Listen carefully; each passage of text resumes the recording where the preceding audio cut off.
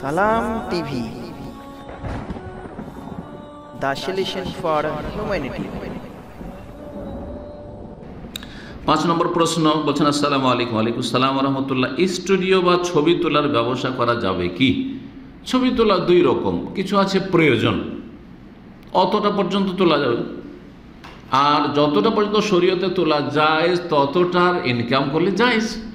কিন্তু তাতে তো সাধারণত সীমিত থাকে না। ও তো সামান্য কিছু ভালো মানুষ আছে যা নিরুপায়ে পাসপোর্ট করবে, সেই জন্য লাইসেন্স করবে, কোনো একটা ডকুমেন্ট বানাবে, জরুরি কাজে ছবি তুলতে যাচ্ছে, তাই না?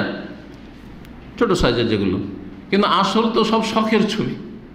শখের ছবি, স্বামী স্ত্রী গিয়েছে, বন্ধু বান্ধব গিয়েছে, আর সব ছবি তুলছে, সব পুরো বাড়ির ছবি তুলছে। কিসের ছবি? এগুলো শখের ছবি, এগুলো ছবি হারাম।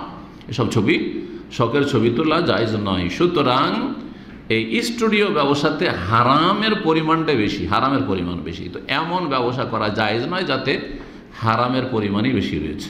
হ্যাঁ, হালালই বেশি রয়েছে, সামান্য কিছু হারাম আছে, তাহলে অ্যাভয়েড করা যায়। যে সামান্য কিছু হারাম আছে, আমি ওই হারাম কাজগুলি করব না, ওই হারাম কাজগুলি করব না।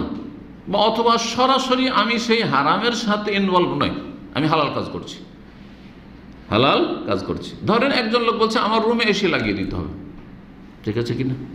এসি লাগিয়ে দিতে হবে, এসি লাগিয়ে দিলেন, কিন্তু ওর ভিতরে ও আপনাকে বলেনি যে ওইটা কিন্তু এটা সিনেমা হল, অথবা এটা হচ্ছে পাপের জায়গা, এটা হচ্ছে মদের দোকান তৈরি হচ্ছে, এটা বলেনি। যদি বলে তাহলে করবেন না। কিন্তু তারপরে দেখা গেল যে সেখানে হারাম কাজ করছে, তা আপনাকে বোঝা উঠাইতে হবে নাকি? না, কোনো বোঝা উঠাইতে হবে না, কোনো বোঝা উঠাইতে হবে না। ঠিক ওই রকমই এই জন্য হারাম থেকে বেঁচে থাকবে না, হারাম ব্যবসা থেকে বেঁচে থাকবে। স্টুডিওর ব্যবসা এই জন্য কোনো মুসলিমের জন্য জায়েজ নয়। জি।